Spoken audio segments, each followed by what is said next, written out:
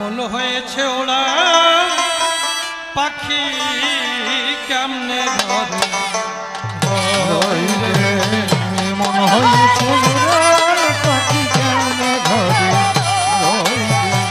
মন হয়েছে পাখি কেমনে ঘরে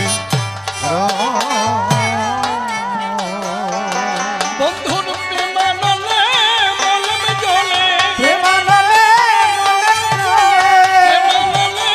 মলম জ্বলে সে থাকার কাছে আর মন হয়েছে পাখি কেমনে ঘরে মন হয়েছে পাখি কেমনে ঘরে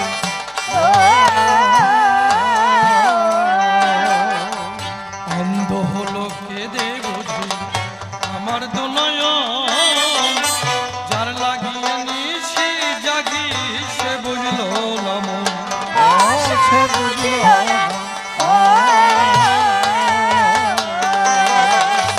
অন্ধ হলো কেঁদে বুঝি আমার দুনয়ন যার লাগিয়া নিশি জাগি সে বুঝলো না মন সে বুঝলো আমার ভেঙে গেল সুখের সপন ভেঙে গেল সুখের সপন সে বেদনা কেমনে মন হয়েছে পাখি কেমনে ঘরে মন হয়েছে পাখি কেমনে ঘরে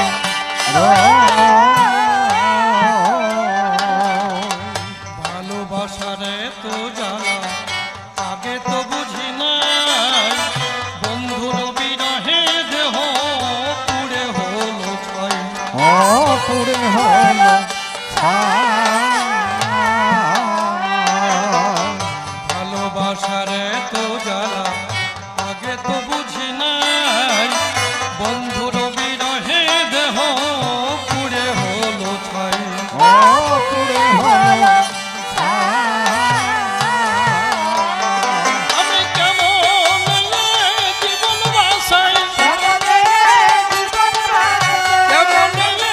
জীবন বাঁচাই বলে দিলেন মন হয়েছে পাখি কেমনে ঘরে মন হয়েছে পাখি কেমনে ঘরে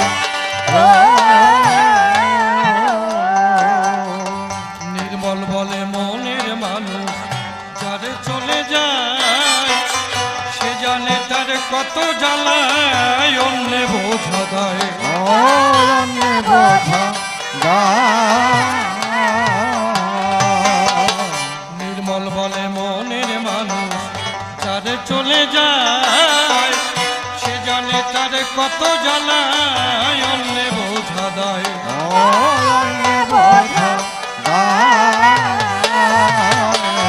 ও সে দিবানিশি পথে রয়ে, দিবানিশি ভক্তে রয়ে দিবানিশি পথে রয়ে বন্ধু বুঝিয়াছে। মন হয়েছে পাখি কেমনে ঘরে মন হয়েছে পাখি কেমনে ঘরে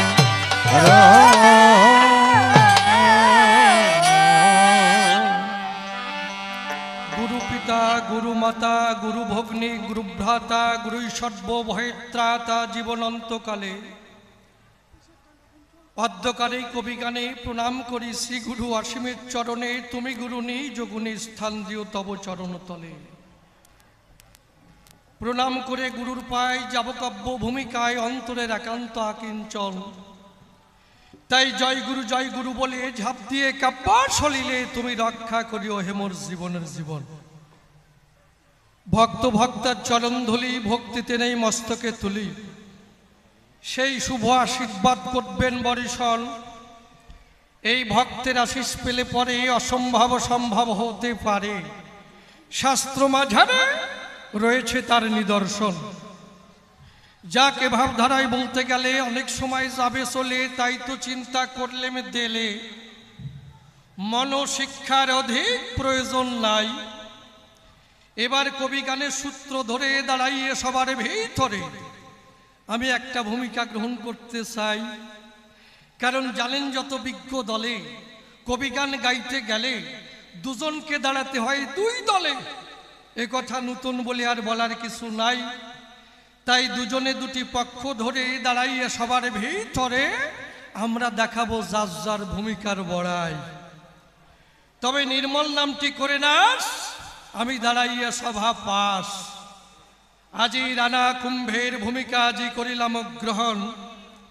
আমার বিপক্ষীয় বক্তা যিনি মীরাবাই তিনি, যাহার সঙ্গে হইবে আজ আমার কথোপকথন। তবে কোথা থেকে আলোচনা বসে শুনুন শোধেই জোনা, আমি এক এক করে করি উত্থাপন। বসে শুনুন বিজ্ঞ নারী নরে অনেক আশা নিয়ে করে অন্তরে মীরাকে আনলাম বিয়ে করি।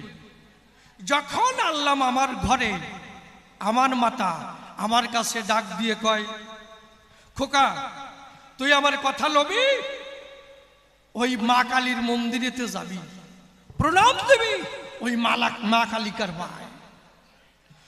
বসে শুনুন সুদী সতে আমি মীরার ধরে হাতে, সাথে সাথে মন্দিরের পুরো ভাগে দিয়েছি দর্শন।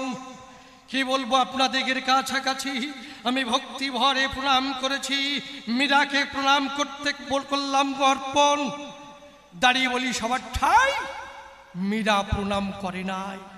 আমি লজ্জায় মরে যাই, প্রথমেই ব্যবধান ঘটালো সেজন। কারণ স্বামী যদি বলে তারে মীরা হাত ধরে মীরা প্রণাম দাও মন্দিরে, মীরা যদি না করে তাহলে কেমন অবস্থা হয়? প্রথমে এনেছি বিয়ে করে, প্রথমে যদি আমাকে অসম্মান করে, আমার মাকে আমার অসম্মান করে, তাহলে বউয়ের মর্যাদা কোথায় রয়? তাই নয়? মা এসে বলে, খোকা আমার কথা লবি,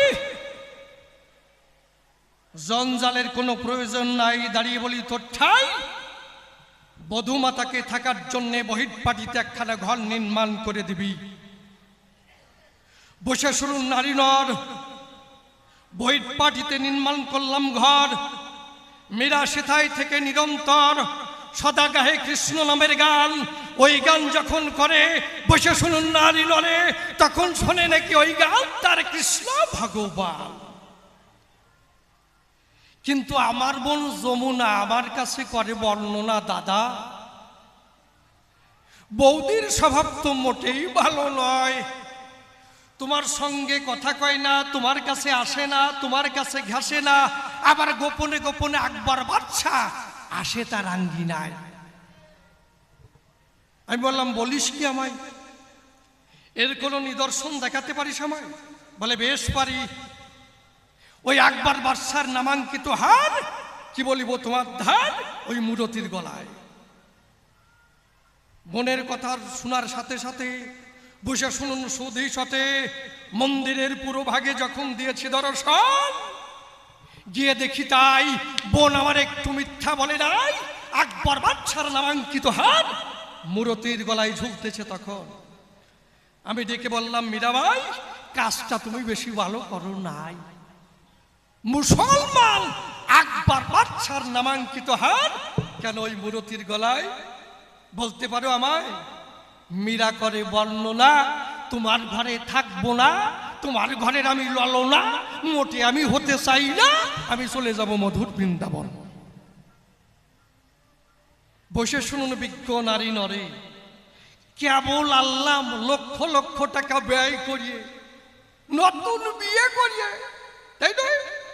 নতুন বউ আসার পরে এখনো কিছু হলো না, দুটো মিঠে কথা হলো না, কোনো গোপন কথা হলো না, কোনো ভালোবাসা হলো না।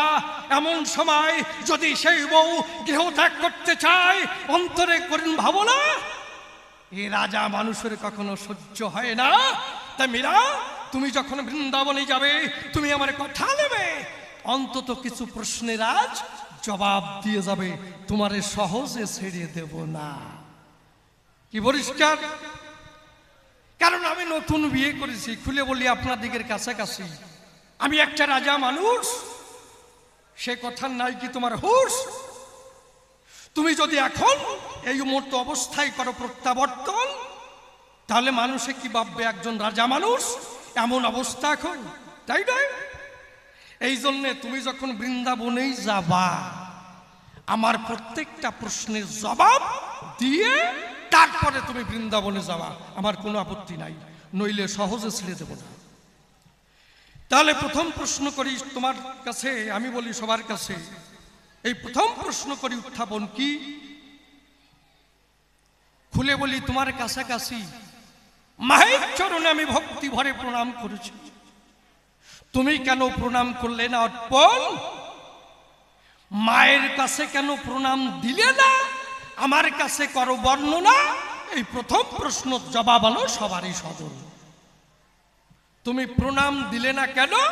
ওই মা কালিকার ভয় নাকি?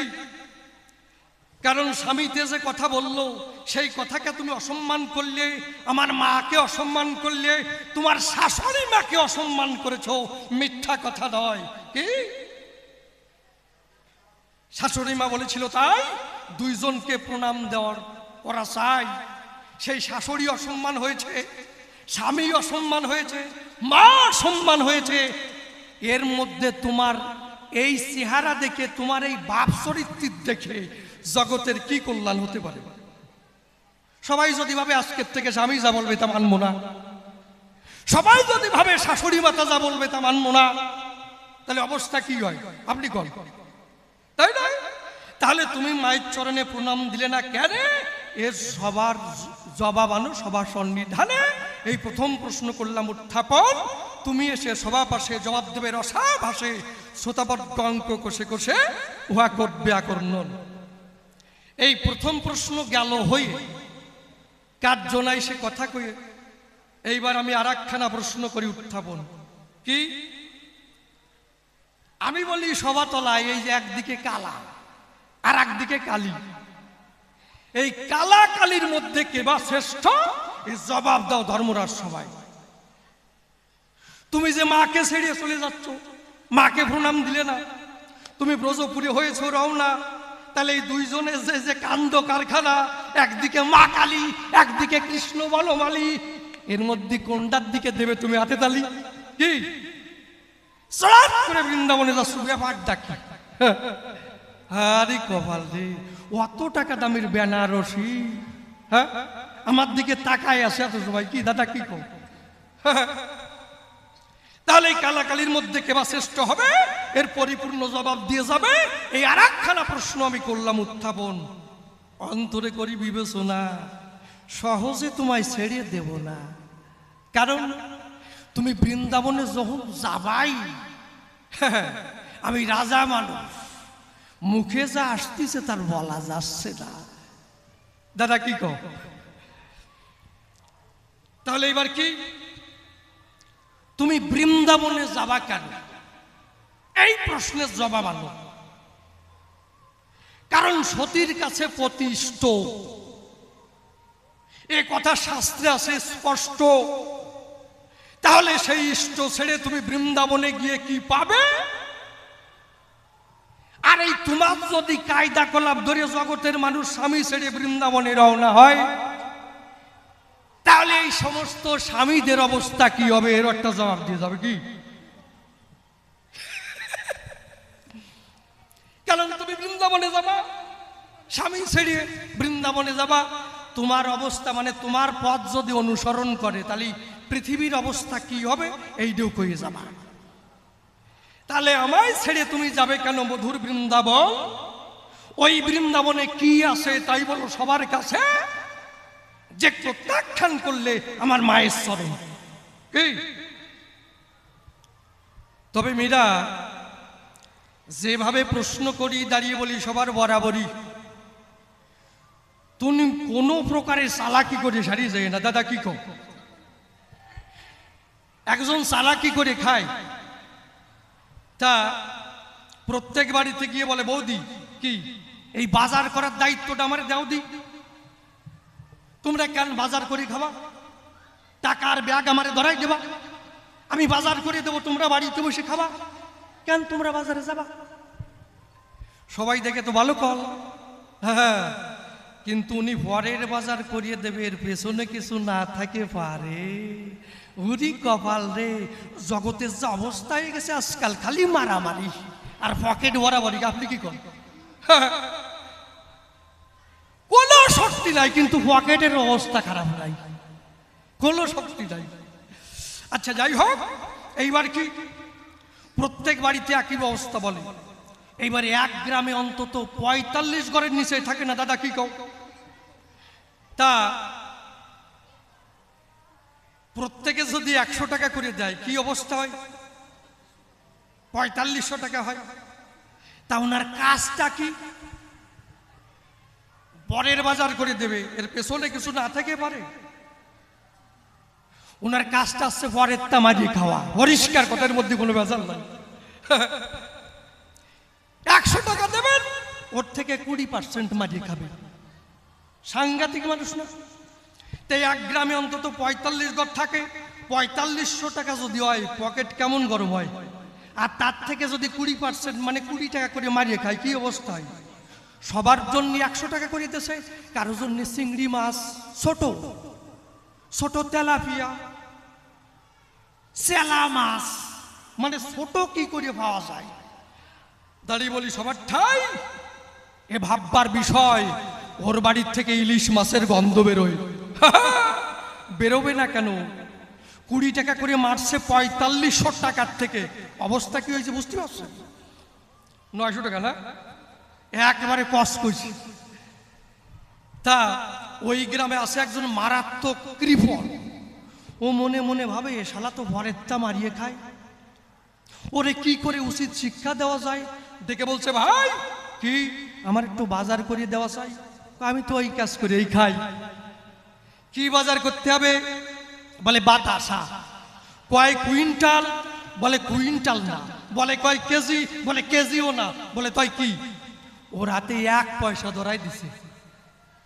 ভাই আমার ১ পয়সার বাজার বাতাসা কিনে দেওয়া চাই। ও মনে মনে ভাবে, শালা তোমার পরীক্ষা করে। ১ পয়সা যখন দিল, তাই নিয়ে বাজারে চলে গেল। দোকানিকে ডেকে বলেছিল, ভাই আমার ১ পয়সার বাতাসা দেওয়া চাই। দোকানি কি করে, একখানা বাতাসা ঠোঙার মধ্যে ভরে ওর হাতে তুলে দেয়। তাই যখন পেল, তাই নিয়ে এলো। এইবার কৃপণের হাতে ওই বাতাসার ঠোঙা যখন তুলে দেয়, কৃপণ মিষ্টি হাসি দিয়ে বলছে, কি ও শোনা সাল, কি পরেরটা মারিয়ে খাও, আমারটা মারতে পারলে না? আর ওই যে চালাক, ও বলছে, আপনি ভাবলেন কি করে আপনার তো না মেরে ছেড়ে দিছি? বলে তার মানে?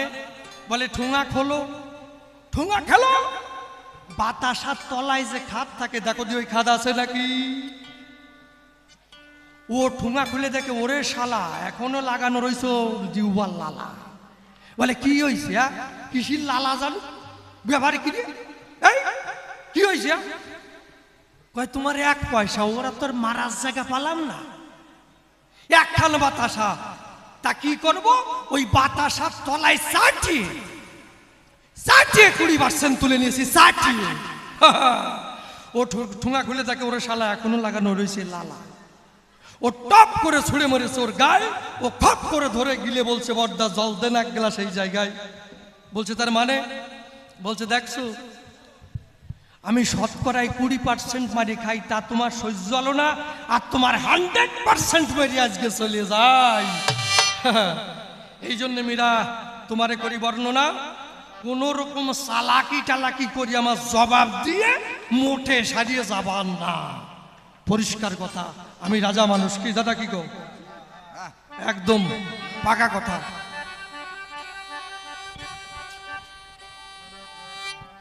যাক, তবে আর বেশি বলে কার্য নাই। সভাস্থলে এইবার করি একখানা গানের আয়োজন। আছেন যত বিজ্ঞ শ্রোতা, পালন করে নীরবতা, আমার গানের দিকে রাখেন দিয়া।